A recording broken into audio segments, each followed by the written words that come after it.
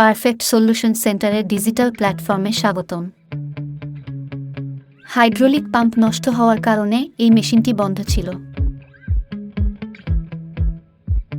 আমরা আজ এসেছি জার্মানির বিখ্যাত ভোইথ ব্র্যান্ডের নতুন একটি রিপ্লেসমেন্ট পাম্প নিয়ে। কার্টন খুলে পাম্পকে বের করা হচ্ছে। যেহেতু আগের নষ্ট হওয়া পাম্প আর নতুন পাম্প একই মডেলের, তাই খুব সহজেই পাম্প লাগানো হয়ে গিয়েছে।